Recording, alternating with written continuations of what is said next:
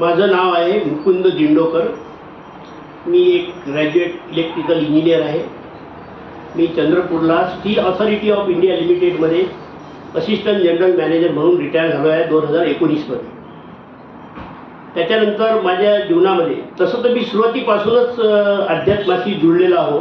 कारण 1984मध्येच मी 1 महिन्याचं कन्याकुमारीला योग शिक्षा शिबिर केलेलं आहे. त्यावेळेसचे जे मंत्रोच्चार होते ते इथं आल्यानंतर मला पुन्हा ऐकायला भेटले आता. कारण तिथे आमची दिनचर्या म्हणजे सकाळी 5 वाजतापासून तर रात्री 10 वाजेपर्यंत होती. त्या शिबिरामध्ये खूप काही शिकलो. त्याच्यानंतर आमचं एक मित्रमंडळ बनलं. खूप काही सेवा केली. सेवा करतच आहे आणि अजूनही चालूच आहे. आता गेल्या 2 वर्षापासून मी जे काल तुम्हाला सांगितलं PSSM pyramid spiritual societies movement याच्याशी जुळलो. मास्टर प्रबोध अच्युता सरांशी जुळलो.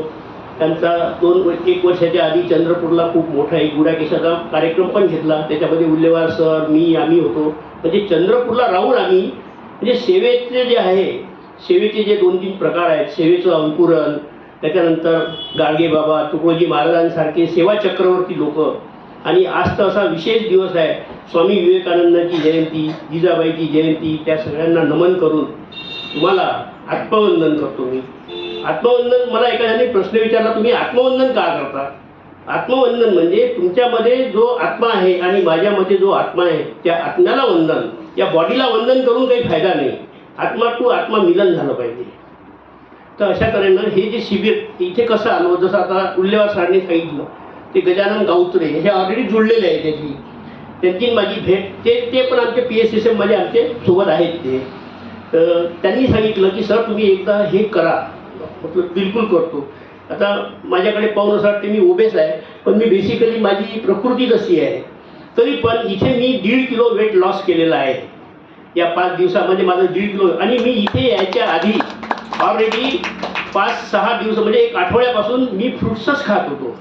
फक्त प्रवासामध्ये म्हणजे मी माझ्या मुलीकडून डायरेक्ट शेगावला आलो भुवनेश्वरवरून. तर ट्रेनमध्ये माझ्या खाण्यामध्ये जो ट्रेनमधला जे फूड आलं तेवढंच. त्याच्या आधी पण मी तिच्या घरी पण फ्रुट्सच खाल्ले. आणि मी चंद्रपूरहून माझी जर्नी स्टार्ट केली तेव्हा मी फ्रुट्सच खात होतो. आणि इथेही आता तेच भोजन मला घेतलं आणि मी हेच भोजन कंटिन्यू ठेवतो याची मी पूर्ण तुम्हाला गॅरंटी देतो. आणि मी असंच ठेवणार.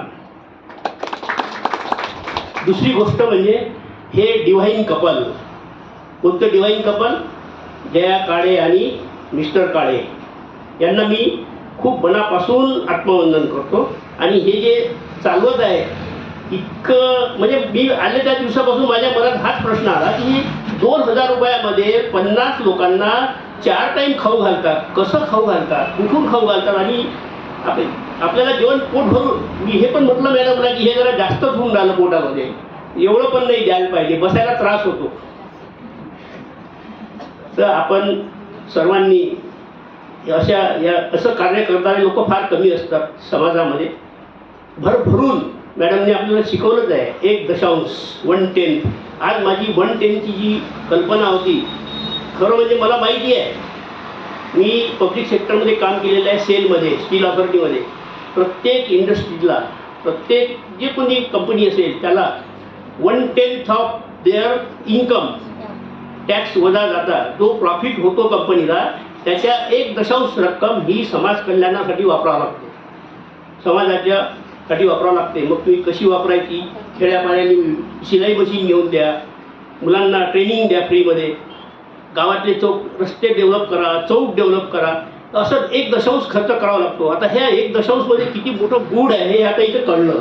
म्हणजे आपण सुद्धा देवासाठी 1 आपल्या इन्कममधला काढायलाच पाहिजे.